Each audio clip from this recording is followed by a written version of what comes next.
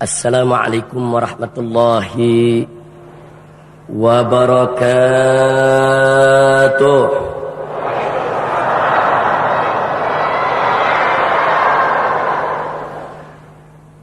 Bismillah walhamdulillah wala hawla wala quwwata illa billah. Ashhadu an la ilaha illallah wahdahu la syarika lah. Wa ashhadu anna sayyidana Muhammadan abduhu wa rasuluh. Allahumma salli wa sallim wa barik ala sayyidina wa habibina wa syafi'ina wa maulana nabiyyina Muhammadin وعلى آله الطاهرين الطيبين وأصحابه الغر الميامين ومن تبعهم بإحسان إلى يوم الدين. أحبائي الكرام، في هذه المناسبة المباركة وبهذا الاجتماع الطيب المبارك أوصيكم جميعا ونفسي بتقوى الله وبطاعة رسول الله صلى الله عليه وسلم. فنسأل الله سبحانه وتعالى أن يهدينا إلى صراطه المستقيم ويجعلنا من المتقين ويدخلنا جنته جنة النعيم والحمد لله رب العالمين. Kepada para habaib, para alim ulama yang saya cintai, kepada segenap jajaran umara yang sama kita hormati, kepada segenap panitia penyelenggara yang sama kita sayangi, dan kepada seluruh kaum muslimin dan muslimat, hadirin wa hadirat rahimakumullah. Kita sama memaklumi bahwa acara zikir kali ini bertemakan merdeka dari maksiat. Saya patut mengacungkan jempol kepada segenap jajaran panitia, wabil khusus dalam hal ini Bapak Wakil Gubernur yang kita cintai, Bapak Fauzi Bowo, dan teristimewa untuk guru kita, ustadz kita, da'i kita, akhina al-fadil al-ustadz al-haj Muhammad Arifin Ilham, hafizahullahu ta'ala wa ardah. Kenapa saya katakan patut kita acungkan jempol? Karena tema ini tidak sembarangan ya ikhwan, dan betul-betul munasib, sesuai dengan situasi kondisi yang sedang melanda bangsa kita akhir-akhir ini. Kita bisa sama melihat dalam beberapa tahun terakhir ini bencana datang bertubi-tubi menghantam negeri ya kawan. Gempa demi gempa, longsor demi longsor, banjir demi banjir, kebakaran demi kebakaran, mulai dari kebakaran di tengah kota sampai kebakaran di tengah hutan. Tidak sampai di situ, bahkan pertumpahan darah demi pertumpahan darah yang telah mengorbankan ribuan anak bangsa. Dan puncaknya kita lihat bagaimana terjadinya gelombang tsunami yang menghantam saudara-saudara kita tercinta di Aceh. Memang kita juga sama tahu bencana apapun yang datang kepada orang-orang yang beriman, yang taat kepada Allah dan Rasul-Nya, itu adalah ujian. Ujian untuk mensucikan diri mereka dari dosa dan untuk mengangkat derajat mereka di sisi Allah. Tapi juga jangan lupa, pada saat yang sama bencana yang terjadi bagi kaum muslimin yang suka lalai, kadang taat, kadang maksiat, banyak lari daripada kewajiban, maka bencana-bencana yang terjadi merupakan peringatan keras dari Allah agar dia segera kembali taubat kepada Allah. Dan juga jangan lupa saudara, pada saat yang sama bagi orang-orang kafir, fasik, munafik, mereka-mereka yang tidak ada kebaikan dalam dirinya, yang selalu maksiat kepada Allah, maka bencana yang terjadi merupakan siksa yang dikedepankan oleh Allah dalam kehidupan dunia. Dan siksa akhirat jauh lebih pedih dari itu menanti mereka, ya ikhwan.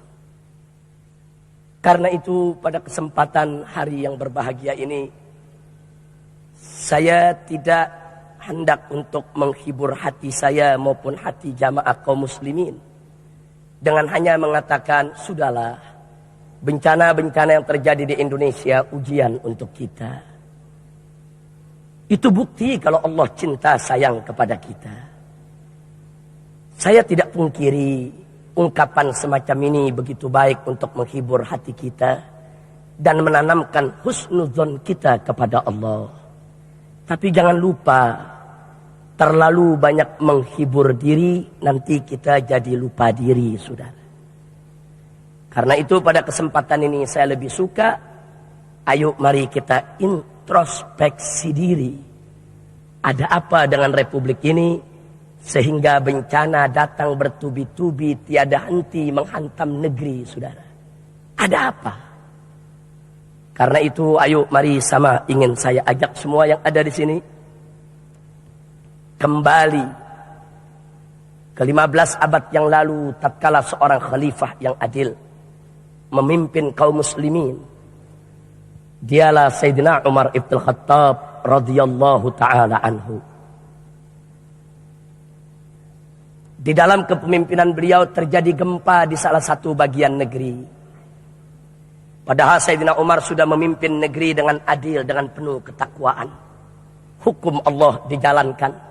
Pencuri dipotong tangan, pemabuk dicambuk, penzina yang masih gadis atau lajang dicambuk 100 kali dan diasingkan 1 tahun.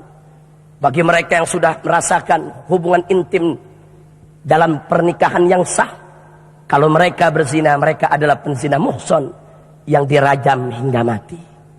Hukum ini semua ditegakkan oleh Umar ibn Khattab. Tiada korupsi, tidak ada koruptor, tiada ada tempat maksiat yang menyebar, saudara. Tapi tiba-tiba terjadi gempa di salah satu sudut negeri.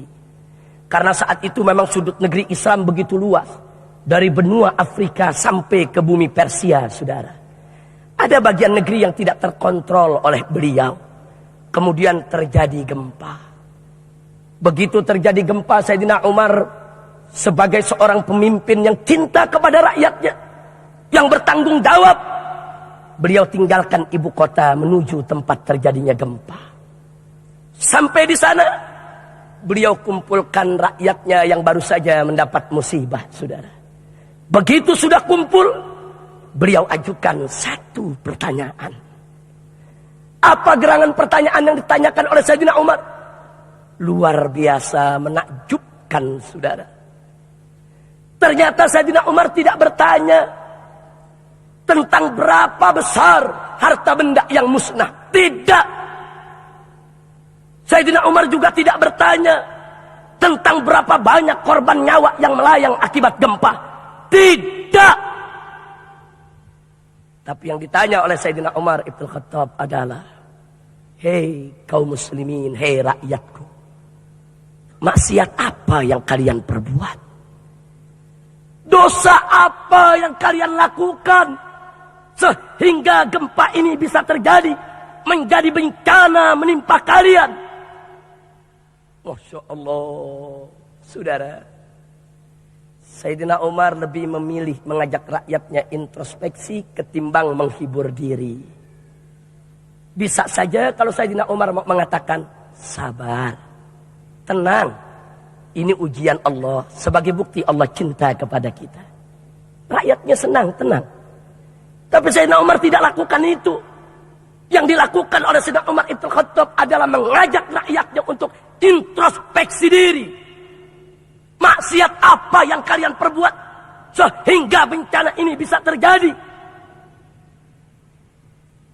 Karenanya ibadallah, ini yang tadi saya katakan bahwa pertanyaan Sayyidina Umar mengagumkan dan mengagetkan banyak orang. Beliau tanpa tedeng aling-aling, terbuka, fair, terus terang. Beliau tidak takut rakyatnya tersinggung kepada beliau. Tidak. Beliau tanyakan dengan tulus kepada rakyatnya untuk mengajak mereka introspeksi diri. Jadi bukan mengintrospeksi orang lain, tapi introspeksi diri. Baik ibadallah. Dari pertanyaan ini muncul pertanyaan lain di benak kita. Ada apa Sayyidina Umar menghubungkan antara gempa bumi dengan dosa? Ada apa Sayyidina Umar menghubungkan antara bencana dengan maksiat? Ada apa?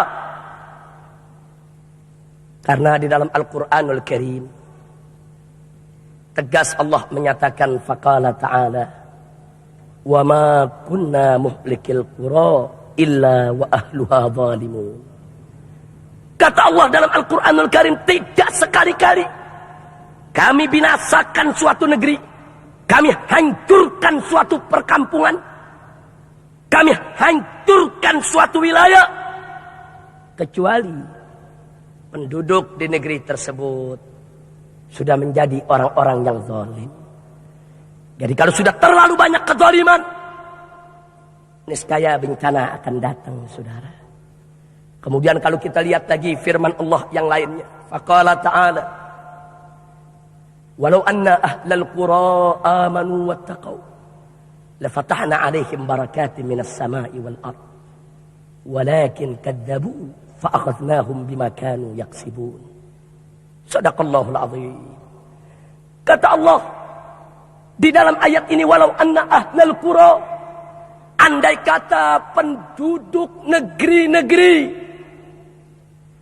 amanu wattaqau, beriman dan bertakwa, Allah berjanji la fatahna alaihim barakah, niscaya akan kami buka atas penduduk negeri tersebut untuk mereka, bagi mereka, buat mereka barakat, aneka macam keberkahan, minas sama'i wal ard, baik yang datang dari langit maupun dari bumi. Walakin kadzabu, akan tetapi saudara sayang sejuta sayang, kadzabu, penduduk negeri-negeri banyak yang mendustakan ayat-ayat Allah, mendustakan agama Allah, mendustakan hukum Allah. Lalu apa yang terjadi?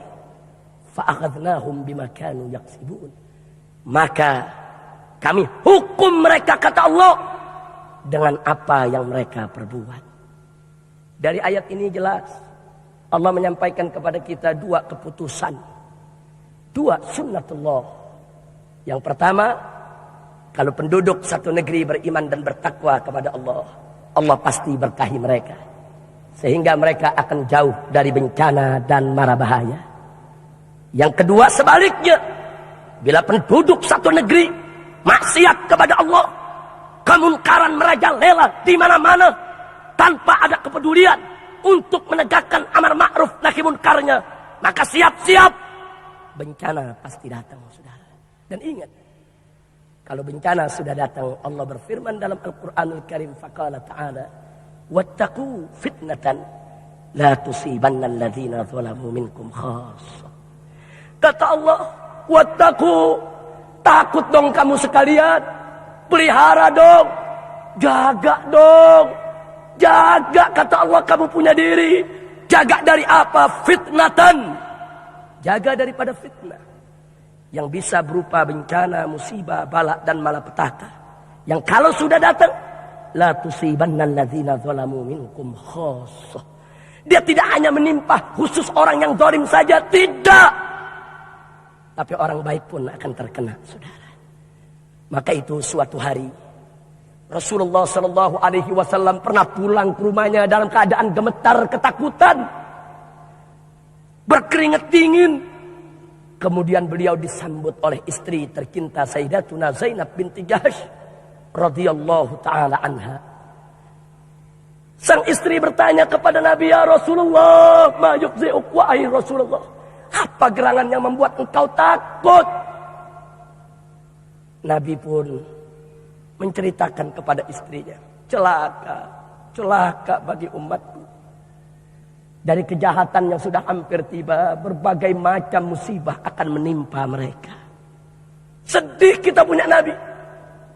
Kemudian sang istri dengan polos dan tulus bertanya, ya Rasulullah, anahliku wa fina salihun. Wahai Rasulullah, apakah kalau bencana datang, nahlik, kita ikut binasa, kita ikut celaka, kita ikut terkena bencana, wa fina salihun, sedang di tengah-tengah kita masih banyak orang yang saleh, masih banyak orang yang baik, masih banyak orang yang taat. Apa jawab Nabi alaihi salatu wassalam? Naam, idza kathural khabath. Ya, kita semua orang baik akan ikut kena bencana jika kebejatan sudah merajalela. Makanya saudara, sedih saya dan kawan-kawan bergabung dengan berbagai ormas Islam beberapa waktu yang lalu turun ke Aceh. Berbulan-bulan kami duduk di Aceh. Kami lihat dengan mata kepala kami sendiri akibat yang ditimbulkan oleh tsunami. Tsunami tidak bertanya mana rumah kiai, mana rumah pelacur, saudara. Tsunami tidak bertanya mana rumah orang baik, mana rumah orang jahat. Bahkan bayi-bayi yang tidak berdosa pun ribuan mayatnya berserakan di mana-mana. Inna lillahi wa inna ilaihi raji'un. Karena itu saya ajak semua di sini perhatikan baik-baik pesan Nabi. Dalam satu kesempatan beliau berpesan. Kata beliau, "Walladzi nafsi biyadihi la ta'murunna bil ma'rufi wa la tanhawunna 'anil munkar aw la yushikunna an yab'atsallahu 'alaikum iqaban minhu thumma tad'unahu fala yustajabu lakum." Apa kata Nabi?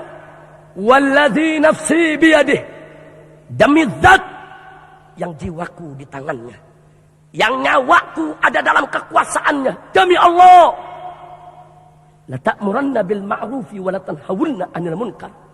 Engkau, hai umat Islam, dengan sungguh-sungguh menegakkan amar ma'ruf nahi munkar, atau la yushikunna, sebentar lagi tiba masanya, an yab'atsallahu 'alaikum iqaban minhu.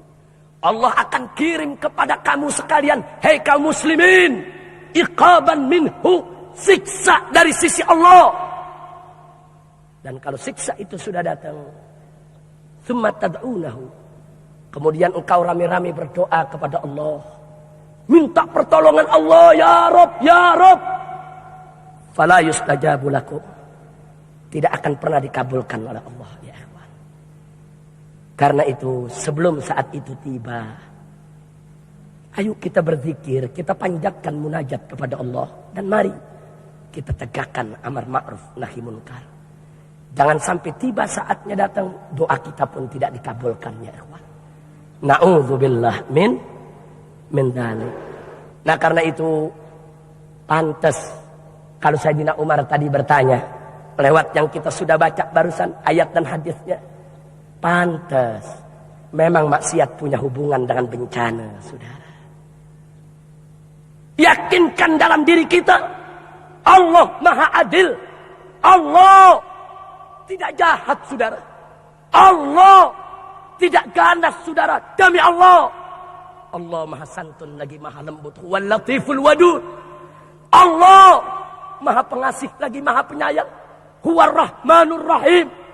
Tidak mungkin, saudara, Allah mengirimkan bencana bertubi-tubi kepada satu negeri yang penduduk mayoritasnya muslim, yang banyak habaib, banyak ulama, banyak kiai, banyak majelis-majelis taklim, banyak majelis-majelis zikir, kalau tanpa sabab musabab. Tidak mungkin Allah kirimkan bencana kalau tidak ada sabab musababnya, saudara. Pasti ada sesuatu yang tidak beres di negeri ini. Sehingga bencana datang bertubi-tubi. Makanya kalau bencana datang ke Aceh, jangan hanya menyalahkan orang Aceh. Aceh adalah bagian dari negara kesatuan Republik Indonesia, saudara. Siapapun yang berbuat maksiat di negeri ini, dari pejabat sampai rakyat, dari ulama sampai santri, mereka semua ikut menanam andil di dalam mengundang bencana yang datang dari sisi Allah. Belum terlambat, pintu taubat selalu terbuka sebelum matahari terbit, yaitu dari sebelah barat, ya kawan. Maka itu yuk mari dekatkan diri kita kepada Allah, merdekakan bangsa kita dari segala kemaksiatan, insya Allah. Nah, untuk itu ya ikhwan, pada akhirnya saya ingin mengajak semua, mari sekejap pertanyaan Sayyidina Umar tadi kita tanya kepada bangsa ini, saudara. Tadi Sayyidina Umar bertanya, maksiat apa yang kau perbuat? Sekarang mari kita bertanya, hei Indonesiaku, hei negeriku tercinta, musibah datang bertubi-tubi, bencana datang silih berganti, tiada henti menghantam negeri. Hei Indonesiaku, hei negeriku tercinta, maksiat apa yang kau perbuat? Dosa apa yang kau lakukan sehingga bencana datang bertubi-tubi menghantam negeri? Tanyakan juga kepada para pejabat di negeri ini. Hei para pejabat, maksiat apa yang kau perbuat sehingga bencana datang menghantam kau punya rakyat? Tanyakan juga kepada ulama di negeri ini. Hei para ulama, maksiat apa yang selama ini kau biarkan, yang selama ini kau diamkan, yang selama ini tidak kau cegah sehingga mengundang bencana dari sisi Allah? Dan lebih utama dari itu, tanyakan kepada diri kita masing-masing, saudara. Dosa apa yang sudah kita buat? Dosa apa yang sudah kita lakukan? Tubu ilallah taubatan nasuha. Mari kita taubat kembali kepada Allah dengan sebenar-benarnya taubat. Mari kita merdekakan republik ini dari maksiat.